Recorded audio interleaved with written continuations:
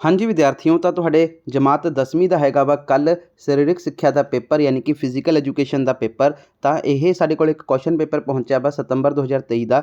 ਅਸੀਂ ਪੂਰਾ ਹੀ ਇਸ ਨੂੰ ਸੋਲਵ ਕਰ ਲਿਆ ਵਾ ਤੇ ਹੁਣ ਤੁਹਾਡੀ ਚੰਗੀ ਤਰ੍ਹਾਂ ਤਿਆਰੀ ਕਰਾ ਦਿੰਦੇ ਆ। ਤਾਂ ਦੇਖ ਲਓ 2 ਘੰਟੇ ਦਾ ਤੁਹਾਨੂੰ ਸਮਾਂ ਮਿਲੇਗਾ। 50 ਨੰਬਰ ਦਾ ਪੇਪਰ ਆਉਣ ਵਾਲਾ ਵਾ। ਇਹ ਸਤੰਬਰ 2023 ਦਾ ਪੇਪਰ ਆ ਸਿਹਤ ਅਤੇ ਸਰੀਰਕ ਸਿੱਖਿਆ ਦਾ, ਫਿਜ਼ੀਕਲ ਐਜੂਕੇਸ਼ਨ ਦਾ। ਤਾਂ ਸਭ ਤੋਂ ਪਹਿਲਾਂ ਆਪਾਂ ਸ਼ੁਰੂ ਕਰਦੇ ਹਾਂ ਭਾਗ ਊੜਾ ਵਾ। ਤਾਂ ਦੇਖੋ ਪਹਿਲਾ ਪ੍ਰਸ਼ਨ ਇਹਦੇ ਵਿੱਚ ਕੀ ਹੈ, ਮਨੁੱਖ ਲਈ ਸਭ ਤੋਂ ਜ਼ਰੂਰੀ ਭੋਜਨ ਕਿਹੜਾ ਹੈ।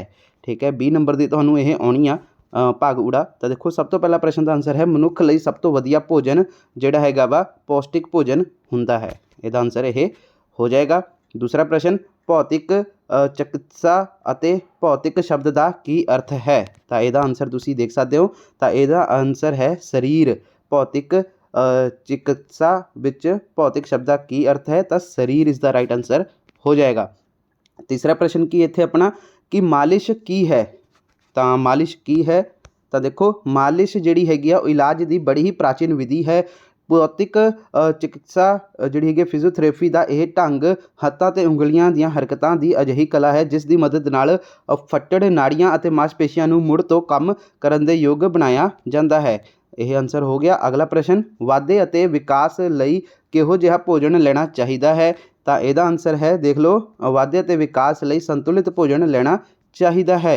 अगला प्रश्न, किशोर अवस्था की है। तो किशोर अवस्था की है, तो यदा आंसर देखो किशोर अवस्था यानी कि एडोलसेंस, यह अवस्था 12 साल तो 18 साल की उम्र तक होंदी है जो कि बच्चे के जीवन की बहुत ही संघर्षशील अवस्था है। यह अवस्था आउंदे ही उस अंदर कई प्रकार के सरीरक बदलाव आउण लगदे हन। इस उम्र विच बच्चे नाल उस दे माँ बाप अते अध्यापक नूं सार्थक ढंग नाल वरताव करने की जरूरत पैंदी है। अगला अपना प्रश्न देखो 6 तो 15 तक ने खाली थावां सही गलत। तो देखो वाधा एक डैश की प्रक्रिया है। तो किस दी प्रक्रिया है, वाधा एक जिहड़ी हैगी आ कुदरती यानी कि नैचुरल प्रक्रिया है, प्रोसैस है। अगे भौतिक चिकित्सा एक डैश तरीके नाल इलाज करन दी एक प्रक्रिया है। तो इहदा आंसर आ जाएगा अपना जिहड़ा हैगा वा कुदरती तरीके नाल इलाज करन दी प्रक्रिया है भौतिक चिकित्सा। अगला अपना प्रश्न की है इत्थे, मनुखी शरीर एक गुंझलदार डैश है। तो की है, मनुखी शरीर जिहड़ा हैगा वा ओह एक गुंझलदार मशीन है। अगला प्रश्न जिहड़ा हैगा वा मनुखी शरीर के कुल भार का 50% भार साडियां मांसपेशियां दा हुंदा है, सही या गलत। तो इहदा आंसर तुसीं आप ही देख सकते हो, गलत है। ठीक है, तो यह तुहाडा जिहड़ा हैगा गलत आंसर हो जाएगा। अगे है अपना प्रश्न, मालिश इलाज एक नवी विधि है, सही या गलत। तो देखो इसका आंसर की है, मालिश एक नवी विधि है, नहीं जी नहीं, गलत। नवी विधि नहीं है, ये काफ़ी प्राचीन ते पुरातन विधि है। अगला अपना प्रश्न की है कि वाधे ते विकास की प्रक्रिया उपर वातावरण का कोई प्रभाव नहीं पैंदा, सही या गलत। तो इसका आंसर भी तुसीं देख सकते हो। तो यह गलत है बिल्कुल। अगला प्रश्न की है, शिशु काल डैश उम्र तक हुंदा है। तो इसका आंसर सानू नहीं मिलिया, बट मैनू लगता इसका आंसर जिहड़ा हैगा वा या तो 1 साल या फिर 1 साल तो लैके 5 साल के विच या फिर 1 साल तो लैके 2 साल के विच आ तिन्नां दे विच कोई एक आ। ठीक है, तुसीं मैनू कमेंट बॉक्स के विच जिहड़ा हैगा वा इहदा आंसर तुसीं कमेंट बॉक्स के विच दसो अगर तुहानूं पता है। तो इसका 12वें क्वेश्चन का अगे 13वां, मनुखी शरीर के कुल भार का लगभग 50% भार मांसपेशियां का हुंदा है। फिर दोबारा ही रिपीट हो गया ये क्वेश्चन। तो इसका आंसर तुसीं यहाँ देख सकते हो, बिल्कुल ये जिहड़ा हैगा वा गलत है। अगला अपना प्रश्न की है कि बर्फ नाल इलाज बारे तुसीं की जानते हो। बर्फ नाल इलाज बारे तो देखो बर्फ नाल इलाज करन दी विधि बड़ी ही प्रचलित है। इस ढंग नाल सिर्फ बर्फ नाल ठंडा किता तौलिया, बर्फ नाल मालिश अते बर्फ के पैकेटां की वरतों करके चोटां का इलाज किया जाता है। इस इलाज की वरतों नाल अंदरूनी लहू बहा यानी कि इंटरनल ब्लीडिंग नूं रोकण विच मदद मिलती है। इस नाल प्रभावित अंगां ते सोज घट जाती है। तो यह तुहाडा आंसर हो गया। अगे मांसपेशियां किन्ने प्रकार दीयां हुंदियां हन। तो इसका आंसर तुसीं देख सकते हो, मांसपेशियां 3 प्रकार दीयां हुंदियां हन, इच्छुक मांसपेशियां, अनिच्छुक मांसपेशियां ते दिल दीयां मांसपेशियां। अगे है अपना यह हो गया। हाँ जी, हुण हैगा बहुपाती प्रश्न है 16 तो 20। तो देखो कि साडे शरीर विच किन्नियां मांसपेशियां हुंदियां हन। ये तो देखो आ रहा। तो साडे शरीर विच जिहड़ी हैगी ने किन्नियां मांसपेशियां हुंदियां हन, 650 तो ज़्यादा। तो 650 तो ज़्यादा देख लो, इसका आंसर ये आ। अगे है अपना हाइडर थेरेपी किस नाम नाल संबंधित है। तो इसका आंसर है अपना पानी। ठीक है, ਤਾਂ ਪਾਣੀ ਦੇਖ ਲਓ ਇਹਦੇ ਵਿੱਚ ਹੈਗਾ ਵਾ ਬਿਲਕੁਲ ਪਾਣੀ ਟਿਕ ਲਾ ਲਓ। ਅੱਗੇ ਗੋਲਡਨ ਬੂਟ ਦਾ ਇਨਾਮ ਕਿਹੜੀ ਖੇਡ ਵਿੱਚ ਦਿੱਤਾ ਜਾਂਦਾ ਹੈ? ਤਾਂ ਗੋਲਡਨ ਬੂਟ ਦਾ ਇਨਾਮ ਜਿਹੜਾ ਹੈਗਾ ਉਹ ਫੁੱਟਬਾਲ ਦੀ ਖੇਡ ਵਿੱਚ ਦਿੱਤਾ ਜਾਂਦਾ ਹੈ। ਸੌਰੀ ਇੱਥੇ ਆਪਣੇ ਸਕਰੀਨ ਦੀ ਗੈਪ ਹੋ ਗਈ। ਠੀਕ ਹੈ ਜੀ, ਤਾਂ ਗੋਲਡਨ ਬੂਟ ਜਿਹੜਾ ਹੈਗਾ ਉਹ ਫੁੱਟਬਾਲ ਦੀ ਖੇਡ ਦੇ ਵਿੱਚ ਇਨਾਮ ਦਿੱਤਾ ਜਾਂਦਾ ਹੈ। ਅੱਗੇ ਵਿਟਾਮਿਨ ਡੀ ਕਿਸ ਤੋਂ ਪ੍ਰਾਪਤ ਹੁੰਦਾ ਹੈ? ਇਹ ਤਾਂ ਸਭ ਨੂੰ ਹੀ ਪਤਾ ਹੈ, ਸੂਰਜ ਦੀ ਰੋਸ਼ਨੀ ਤੋਂ ਪ੍ਰਾਪਤ ਹੁੰਦਾ ਹੈ। ਬੱਚੇ ਨੂੰ ਪਤਾ ਹੈ। ਤਾਂ ਦੇਖੋ ਵਿਟਾਮਿਨ ਡੀ ਕਿੱਥੋਂ ਆਉਂਦਾ ਹੈ? ਤਾਂ ਮੇਰੇ ਸਰੀਰ ਨੂੰ ਵਿਟਾਮਿਨ ਡੀ ਕਿਵੇਂ ਮਿਲਦਾ ਹੈ? ਵਿਟਾਮਿਨ ਡੀ ਜਿਹੜਾ ਹੈਗਾ ਵਾ ਉਹ 90% ਸੂਰਜ ਦੀ ਰੋਸ਼ਨੀ ਦੇ ਸੰਪਰਕ ਤੋਂ ਜਿਹੜਾ ਹੈਗਾ ਵਾ ਚਮੜੀ ਦੇ ਸਿੱਧੇ ਤੌਰ 'ਤੇ ਹੁੰਦਾ ਹੈ। ਤਾਂ 90% ਤੱਕ ਜਿਹੜਾ ਹੈਗਾ ਵਾ ਸੂਰਜ ਦੀ ਰੋਸ਼ਨੀ ਤੱਕ ਹੀ ਹੁੰਦਾ ਵਾ। ਇਹਦਾ ਮੇਨਲੀ ਆਨਸਰ ਇਹੀ ਹੋਏਗਾ ਤੁਹਾਡਾ। ਠੀਕ ਹੈ ਜੀ। ਉਸ ਤੋਂ ਬਾਅਦ ਹੈ ਆਪਣਾ ਸਾਹ ਕਿਰਿਆ ਪ੍ਰਣਾਲੀ ਦੇ ਅੰਗ ਕਿੰਨੇ ਹਨ? ਸਾਹ ਕਿਰਿਆ ਪ੍ਰਣਾਲੀ ਦੇ ਅੰਗ ਜਿਹੜੇ ਹੈਗੇ ਆ ਉਹ ਕਿੰਨੇ ਨੇ?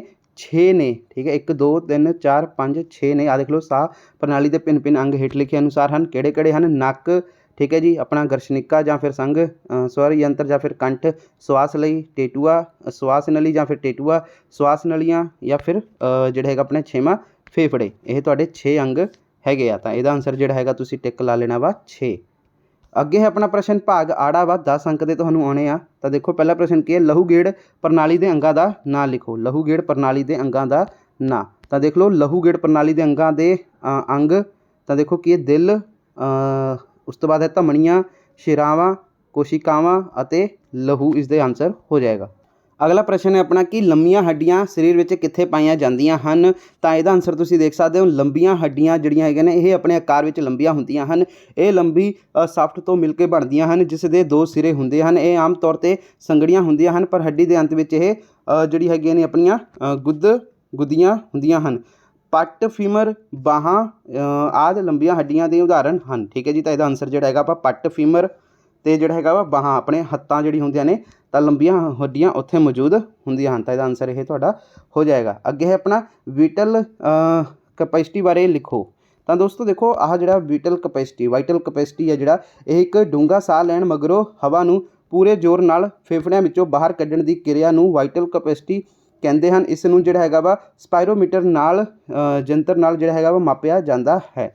ਠੀਕ ਹੈ, ਤਾਂ ਜਿਹੜਾ ਇਹ ਵਾਈਟਲ ਕਪੈਸਿਟੀ ਆ ਨਾ ਦੋਸਤੋ, ਆਹ ਦੇਖ ਲਓ ਇਸ ਨੂੰ ਪੰਜਾਬੀ ਦੇ ਵਿੱਚ ਫੇਫੜਿਆਂ ਦੀ ਸ਼ਕਤੀ ਕਹਿੰਦੇ ਆ।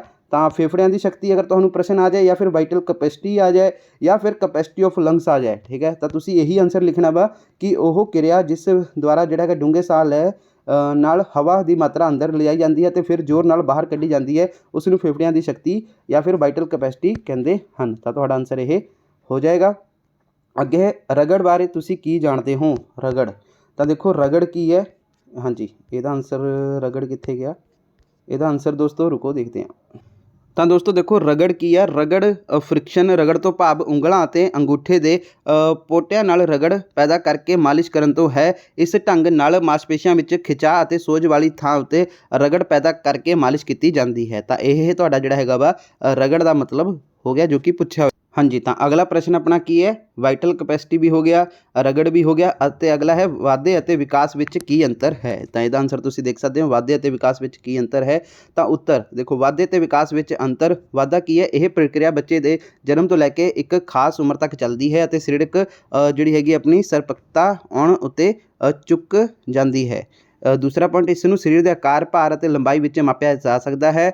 ਤੀਸਰਾ, ਵਾਧੇ ਦੀ ਪ੍ਰਕਿਰਿਆ ਦੇ ਅਧੀਨ ਹੋਣ ਵਾਲੇ ਬਦਲਾਅ ਨੂੰ ਸਪਸ਼ਟ ਵੇਖਿਆ ਜਾ ਸਕਦਾ ਹੈ। ਵਿਕਾਸ, ਤਾਂ ਵਿਕਾਸ ਇਹ ਪ੍ਰਕਿਰਿਆ ਜਿਹੜਾ ਹੈਗਾ ਵਾ ਜੀਵਨ ਭਰ ਚੱਲਦੀ ਰਹਿੰਦੀ ਹੈ। ਸਰੀਰ ਵਿੱਚ ਪਰਿਪੱਕਤਾ ਆਉਣ ਪਿੱਛੋਂ ਵੀ ਚੱਲਦੀ ਰਹਿੰਦੀ ਹੈ। ਦੂਸਰਾ, ਸਰੀਰਕ ਵਿਕਾਸ ਨੂੰ ਮਾਪਿਆ ਨਹੀਂ ਜਾ ਸਕਦਾ ਹੈ, ਇਸ ਨੂੰ ਸਿਰਫ ਮਹਿਸੂਸ ਕੀਤਾ ਜਾ ਸਕਦਾ ਹੈ। ਤੀਸਰਾ, ਵਿਕਾਸ ਵਿੱਚ ਗੁਣਾਤਮਕ ਪੱਖ ਹੋਣ ਕਰਕੇ ਇਸ ਨੂੰ ਦੇਖਿਆ ਨਹੀਂ ਜਾ ਸਕਦਾ। ਤਾਂ ਇਹ ਤੁਹਾਡਾ ਆਨਸਰ ਹੋ ਗਿਆ। ਅੱਗੇ ਹੈ ਆਪਣਾ ਭਾਗ ਈੜੀ ਆ। ਇਹਦੇ ਵਿੱਚ ਪ੍ਰਸ਼ਨ ਆ ਦੇਖੋ, ਭੌਤਿਕ ਚਿਕਿਤਸਾ ਅਤੇ ਖੇਡਾਂ ਵਿੱਚ ਕੀ ਯੋਗਦਾਨ ਹੈ? ਮਤਲਬ ਭੌਤਿਕ ਚਿਕਿਤਸਾ ਦਾ ਖੇਡਾਂ ਵਿੱਚ ਕੀ ਯੋਗਦਾਨ ਹੈ?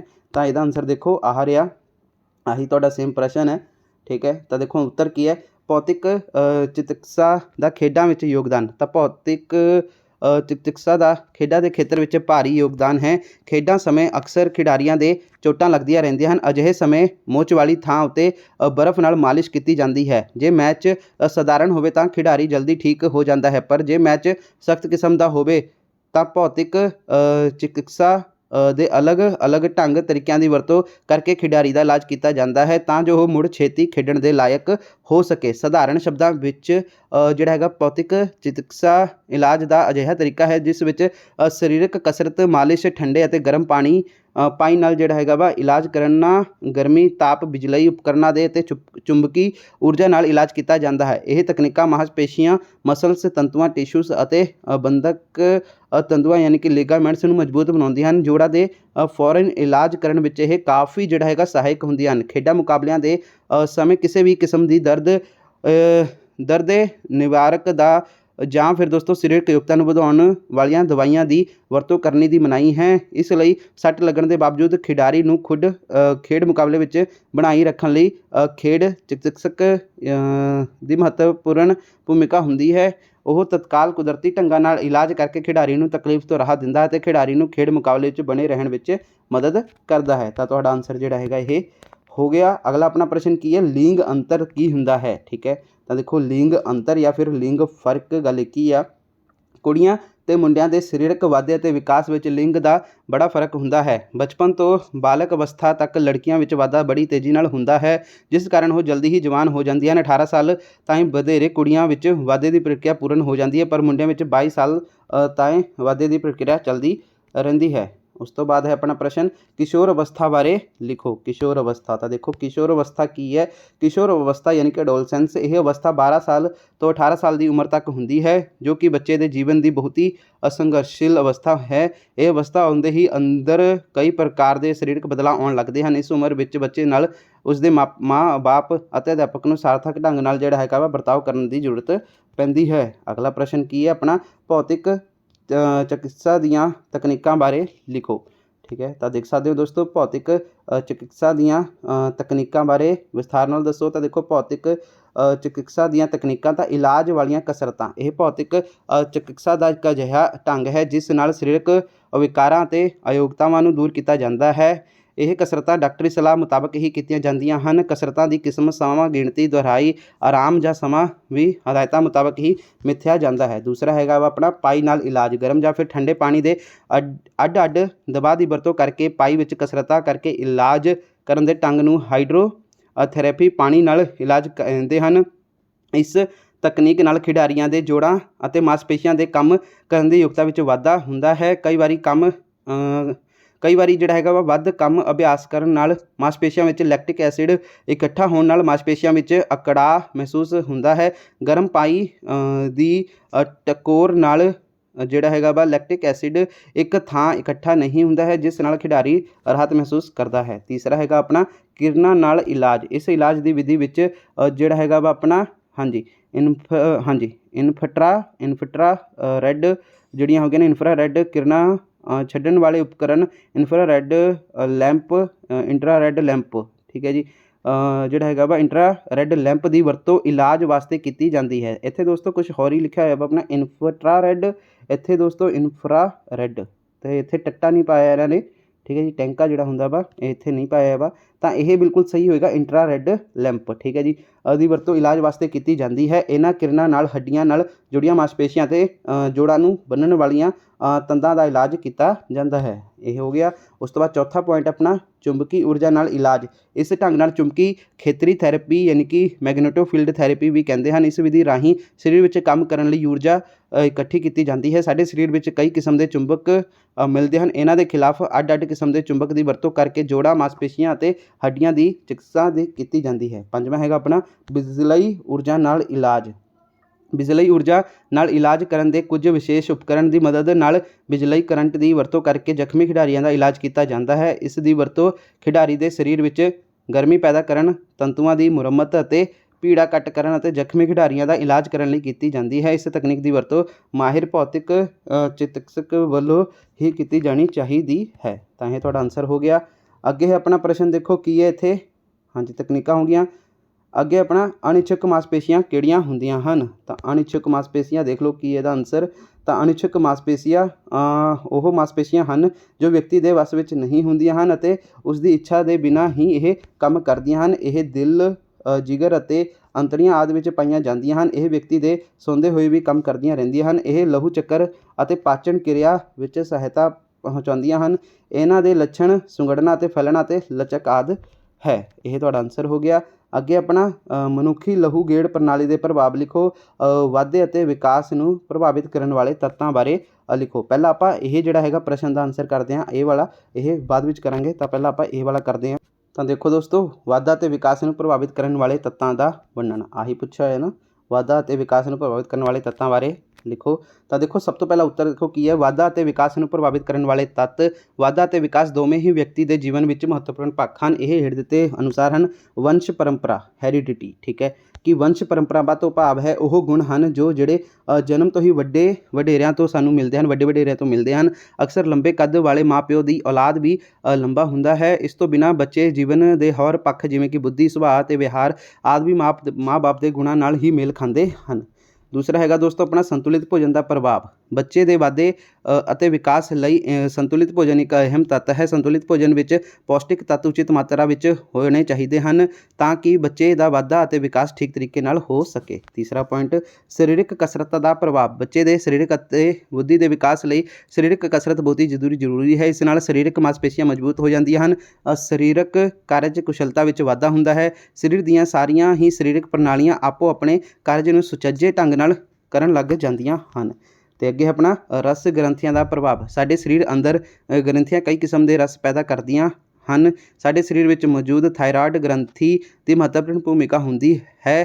ਕਈ ਵਾਰੀ ਇਸ ਗ੍ਰੰਥੀ ਵਿੱਚ ਅਸਾਧਾਰਨ ਰਿਸਾਅ ਕਰਕੇ ਸਰੀਰਕ ਵਾਧਾ ਅਤੇ ਵਿਕਾਸ ਬੜੀ ਹੀ ਤੀਬਰ ਗਤੀ ਨਾਲ ਹੁੰਦਾ ਹੈ ਜਾਂ ਰੁਕ ਜਾਂਦਾ ਹੈ। ਪੰਜਵਾਂ ਹੈ ਲਿੰਗ ਫਰਕ। ਕੁੜੀਆਂ ਅਤੇ ਮੁੰਡਿਆਂ ਦੇ ਸਰੀਰਕ ਵਾਧੇ ਅਤੇ ਵਿਕਾਸ ਵਿੱਚ ਲਿੰਗ ਦਾ ਬੜਾ ਹੀ ਫਰਕ ਹੁੰਦਾ ਹੈ। ਬਚਪਨ ਤੋਂ ਹੀ ਬਾਲਕ ਅਵਸਥਾ ਤੱਕ ਲੜਕੀਆਂ ਵਿੱਚ ਵਾਧਾ ਬੜੀ ਤੇਜ਼ੀ ਨਾਲ ਹੁੰਦਾ ਹੈ, ਜਿਸ ਕਾਰਨ ਉਹ ਜਲਦੀ ਹੀ ਜਵਾਨ ਹੋ ਜਾਂਦੀਆਂ ਹਨ। 18 ਸਾਲ ਤਾਈਂ ਵਧੇਰੇ ਕੁੜੀਆਂ ਵਿੱਚ ਵਾਧੇ ਦੀ ਪ੍ਰਕਿਰਿਆ ਪੂਰਨ ਹੋ ਜਾਂਦੀ ਹੈ, ਪਰ ਮੁੰਡਿਆਂ ਵਿੱਚ 22 ਸਾਲ ਤਾਈਂ ਵਾਧੇ ਦੀ ਪ੍ਰਕਿਰਿਆ ਚੱਲਦੀ ਰਹਿੰਦੀ ਹੈ। ਅਤੇ 6ਵਾਂ ਪੁਆਇੰਟ ਇਹਦਾ ਕੀ ਹੈ ਵਾਤਾਵਰਣ ਪ੍ਰਭਾਵ। ਵਾਧੇ ਅਤੇ ਵਿਕਾਸ ਦੀ ਕਿਰਿਆ ਉੱਤੇ ਵਾਤਾਵਰਣ ਦਾ ਬੜਾ ਅਸਰ ਹੁੰਦਾ ਹੈ। ਜੇ ਬੱਚੇ ਨੂੰ ਘਰ ਅਤੇ ਸਕੂਲ ਵਿੱਚ ਚੰਗਾ ਵਾਤਾਵਰਣ ਉਪਲਬਧ ਹੁੰਦਾ ਹੈ ਤਾਂ ਬੱਚੇ ਦਾ ਸਰੀਰਕ ਅਤੇ ਮਾਨਸਿਕ ਵਿਕਾਸ ਠੀਕ ਢੰਗ ਨਾਲ ਹੁੰਦਾ ਹੈ। ਹੁਣ ਆਪਣਾ ਅਗਲਾ ਪ੍ਰਸ਼ਨ ਦੇਖਦੇ ਹਾਂ। ਅਗਲਾ ਪ੍ਰਸ਼ਨ ਦੇਖੋ ਤਾਂ ਦੋਸਤੋ ਆਹ ਵਾਲਾ ਪ੍ਰਸ਼ਨ ਯਾਨੀ ਕਿ ਮਨੁੱਖੀ ਲਹੂ ਗੇੜ ਪ੍ਰਣਾਲੀ ਦੇ ਪ੍ਰਭਾਵ ਬਾਰੇ ਲਿਖੋ। ਤਾਂ ਦੋਸਤੋ ਆਹ ਵਾਲਾ ਜਿਹੜਾ ਪ੍ਰਸ਼ਨ ਆ ਸਾਨੂੰ ਇਸ ਪ੍ਰਕਾਰ ਇਹ ਮਿਲਿਆ ਵਾ। ਲਹੂ ਪ੍ਰਣਾਲੀ ਉੱਤੇ ਕਸਰਤ ਦੇ ਪ੍ਰਭਾਵ ਲਿਖੋ। ਸਾਨੂੰ ਇਹ ਮਿਲਦਾ ਜੁਲਦਾ ਲਿਖਿਆ ਵਾ, ਤੁਸੀਂ ਇਹੀ ਲਿਖ ਦਿਓ। ਆਹ ਵਾਲਾ ਪ੍ਰੋਪਰ ਕੁਐਸਚਨ ਤਾਂ ਨਹੀਂ ਮੈਨੂੰ, ਬਟ ਇਹ ਤੁਸੀਂ ਇਹਦੇ ਨਾਲ ਮਿਲਦਾ ਜੁਲਦਾ ਹੀ ਆ, ਇਹੀ ਤੁਸੀਂ ਲਿਖ ਦੇਣਾ ਵਾ। ਲਹੂ ਗੇੜ ਪ੍ਰਣਾਲੀ ਉਹੀ ਗੱਲ ਹੁੰਦੀ ਆ ਅਤੇ ਕਸਰਤ ਦੇ ਇਹਨਾਂ ਨੇ ਸਿਰਫ ਪ੍ਰਭਾਵ ਪੁੱਛੇ ਹੋਏ ਸੀਗੇ ਅਤੇ ਇੱਥੇ ਕਸਰਤ ਦੇ ਇਹ ਪ੍ਰਭਾਵ ਨੇ, ਠੀਕ ਹੈ। ਤਾਂ ਦੇਖੋ ਕੀ ਇਹਦਾ ਉੱਤਰ ਲਹੂ ਇੱਕ ਕਿਸਮ ਦਾ ਤਰਲ ਪਦਾਰਥ ਹੈ। ਇਸ ਦਾ ਨਿਰਮਾਣ ਉਸ ਦੇ ਭੋਜਨ ਅਤੇ ਪੀਣ ਵਾਲੇ ਪਦਾਰਥ ਤੋਂ ਹੁੰਦਾ ਹੈ। ਜਿਨ੍ਹਾਂ ਨੂੰ ਅਸੀਂ ਆਪਣੇ ਸਰੀਰ ਵਿੱਚ ਪਹੁੰਚਾਉਂਦੇ ਹਾਂ। ਮਨੁੱਖੀ ਸਰੀਰ ਵਿੱਚ ਖੂਨ ਉਸ ਦੇ ਕੁੱਲ ਦਾ ਭਾਰ 1/12 ਜਾਂ ਫਿਰ 1/14 ਭਾਗ ਹੁੰਦਾ ਹੈ। ਲਹੂ ਵਿੱਚ ਜਿਹੜੇ ਹੈਗੇ ਅਣਗਿਣਤ ਛੋਟੇ ਛੋਟੇ ਲਾਲ ਅਤੇ ਚਿੱਟੇ ਕਣ ਹੁੰਦੇ ਹਨ ਜੋ ਪਲਾਜ਼ਮਾ ਨਾਮੀ ਹਲਕੇ ਪੀਲੇ ਰੰਗ ਦੇ ਦਰਵ ਵਿੱਚ ਤੈਰਦੇ ਰਹਿੰਦੇ ਹਨ। ਲਹੂ ਸਾਡੇ ਸਰੀਰ ਦੇ ਭਿੰਨ ਭਿੰਨ ਅੰਗਾਂ ਵਿੱਚ ਦਿਨ ਰਾਤ ਦੌਰਾ ਕਰਦਾ ਹੈ। ਲਹੂ ਦੀ ਗਤੀ ਨੂੰ ਲਹੂ ਪਰਿਵਰਤਨ ਯਾਨੀ ਕਿ ਬਲੱਡ ਸਰਕੂਲੇਸ਼ਨ ਕਹਿੰਦੇ ਹਨ। ਲਹੂ ਪਰਿਵਹਨ ਵਿੱਚ ਸਰੀਰ ਦੇ ਜੋ ਅੰਗ ਭਾਗ ਲੈਂਦੇ ਹਨ ਉਹਨਾਂ ਦੇ ਸਮੂਹ ਨੂੰ ਲਹੂ ਪ੍ਰਣਾਲੀ ਯਾਨੀ ਕਿ ਸਰਕੂਲੇਟਰੀ ਸਿਸਟਮ ਕਹਿੰਦੇ ਹਨ। ਲਹੂ ਪ੍ਰਣਾਲੀ ਉੱਤੇ ਕਸਰਤ ਦੇ ਪ੍ਰਭਾਵ, ਠੀਕ ਹੈ। ਅਤੇ ਲਹੂ ਪ੍ਰਣਾਲੀ ਦੇ ਕਸਰਤ ਹੇਠ ਲਿਖੇ ਪ੍ਰਭਾਵ ਪੈਂਦੇ ਹਨ।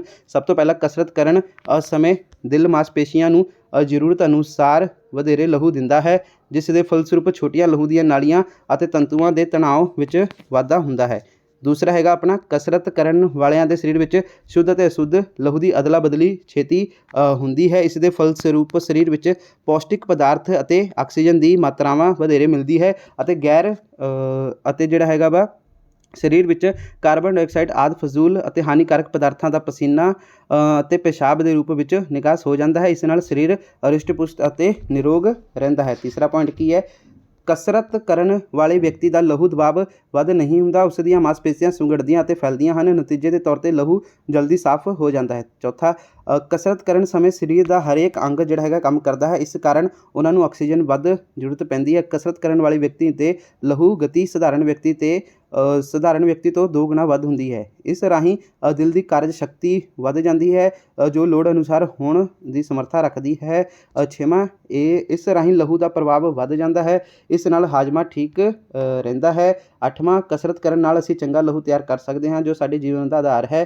ਕਸਰਤ ਕਰਨ ਨਾਲ ਮਾਸਪੇਸ਼ੀਆਂ ਮਜ਼ਬੂਤ ਹੁੰਦੀਆਂ ਹਨ। ਇਸ ਦੇ ਫਲਸਰੂਪ ਆਰਾਮ ਦੀ ਹਾਲਤ ਵਿੱਚ ਦਿਲ ਦੀ ਧੜਕਣ ਠੀਕ ਚੱਲਦੀ ਹੈ ਪਰ ਖੂਨ ਦੀ ਗਤੀ ਤੇਜ਼ ਹੋ ਜਾਂਦੀ ਹੈ। ਕਸਰਤ ਕਰਨ ਵਾਲੇ ਮਨੁੱਖ ਨੂੰ ਜਿਹੜਾ ਹੈਗਾ ਵਾ ਆਕਸੀਜਨ ਦੀ ਵਧੇਰੇ ਮਾਤਰਾ ਦੀ ਜ਼ਰੂਰਤ ਹੁੰਦੀ ਹੈ। ਇਸ ਤਰ੍ਹਾਂ ਆਕਸੀਜਨ ਦੀ ਖਪਤ ਵਿੱਚ ਵਾਧਾ ਹੁੰਦਾ ਹੈ ਅਤੇ ਲਹੂ ਵਿੱਚ ਇਸ ਦੀ ਮਾਤਰਾ ਵੱਧਦੀ ਹੈ। ਵਧੀ ਹੋਈ ਆਕਸੀਜਨ ਕਾਰਨ ਲੈਕਟਿਕ ਐਸਿਡ ਵਿੱਚ ਵਾਧਾ ਨਹੀਂ ਹੁੰਦਾ ਹੈ। ਇਸ ਲਈ ਖਿਡਾਰੀ ਅਤੇ ਐਥਲੀਟ ਬਿਨਾਂ ਥਕਾਵਟ ਮਹਿਸੂਸ ਕੀਤੇ ਕਾਫੀ ਸਮੇਂ ਤੱਕ ਖੇਡਾਂ ਵਿੱਚ ਭਾਗ ਲੈ ਸਕਦੇ ਹਨ। 11ਵਾਂ ਪੁਆਇੰਟ ਹੈ, ਕਸਰਤ ਕਰਦੇ ਸਮੇਂ ਲਹੂ ਨਾਲੀਆਂ ਦੇ ਮੂੰਹ ਖੋਲ੍ਹਦੇ ਅਤੇ ਬੰਦ ਹੁੰਦੇ ਰਹਿੰਦੇ ਹਨ। ਭਾਰੀ ਕਸਰਤ ਅਤੇ ਦੌੜਦੇ ਸਮੇਂ ਆਕਸੀਜਨ ਵੱਧ ਮਾਤਰਾ ਵਿੱਚ ਅੰਦਰ ਜਾਂਦੀ ਰਹਿੰਦੀ ਹੈ। ਭਾਰੀ ਕਸਰਤ ਅਤੇ ਦੌੜਦੇ ਸਮੇਂ ਆਕਸੀਜਨ 3500 ਕਣ ਮਿਲੀਮੀਟਰ ਤੱਕ ਅੰਦਰ ਚਲੀ ਜਾਂਦੀ ਹੈ, ਜਦੋਂ ਕਿ ਸਧਾਰਨ ਕਸਰਤ ਕਰਨ ਵਾਲਿਆਂ ਵਿੱਚ ਆਕਸੀਜਨ ਦੀ ਇਹ ਮਾਤਰਾ ਕੇਵਲ 5000 ਤੋਂ 8000 ਕਣ ਮਿਲੀਮੀਟਰ ਤੱਕ ਹੁੰਦੀ ਹੈ। 12ਵਾਂ, ਕਸਰਤ ਕਰਨ ਵਾਲੇ ਵਿਅਕਤੀਆਂ ਦੀਆਂ ਸਿਰਾਵਾਂ ਅਤੇ ਧਮਨੀਆਂ ਨੂੰ ਵੱਧ ਕੰਮ ਕਰਨਾ ਪੈਂਦਾ ਹੈ, ਫਲਸਰੂਪ ਇਹਨਾਂ ਦੀਆਂ ਕੰਧਾਂ ਮਜ਼ਬੂਤ ਹੋ ਜਾਂਦੀਆਂ ਹਨ। ਕਸਰਤ ਕਰਨ ਵਾਲੇ ਵਿਅਕਤੀ ਦੀ ਦਿਲ ਲਹੂ ਸਟੋਰਕ ਜਿਹੜਾ ਹੈਗਾ ਵਾ ਅਤੇ ਆਮ ਵਿਅਕਤੀ ਤੋਂ ਵੱਧ ਹੁੰਦੀ ਹੈ। ਤਾਂ ਇਹ ਤੁਹਾਡਾ ਜਿਹੜਾ ਹੈਗਾ ਆਨਸਰ ਹੋ ਗਿਆ। ਇਸ ਤੋਂ ਬਾਅਦ ਦੇਖ ਲਓ ਕੋਈ ਵੀ ਪ੍ਰਸ਼ਨ ਨਹੀਂ ਬਚਿਆ, ਸਾਰਾ ਦਾ ਸਾਰਾ ਜਿਹੜਾ ਹੈਗਾ ਅਸੀਂ ਪੇਪਰ ਇਹ ਸੋਲਵ ਕਰਕੇ ਤੁਹਾਡੇ ਸਾਹਮਣੇ ਹਾਜ਼ਰ ਕਰ ਦਿੱਤਾ ਹੈ, ਜੋ ਕਿ ਕਲਾਸ 10th ਦਾ ਫਿਜ਼ੀਕਲ ਐਜੂਕੇਸ਼ਨ ਦਾ ਸਾਡੇ ਕੋਲ ਪੇਪਰ ਸੀਗਾ, ਸਰੀਰਕ ਸਿੱਖਿਆ ਦਾ ਪੂਰਾ ਸੋਲਵ ਕਰਕੇ ਤੁਹਾਡੇ ਸਾਹਮਣੇ ਪੇਸ਼ ਕੀਤਾ ਹੈ। ਆਲ ਦਾ ਬੈਸਟ ਤੁਹਾਡੇ ਐਗਜ਼ਾਮ ਦੇ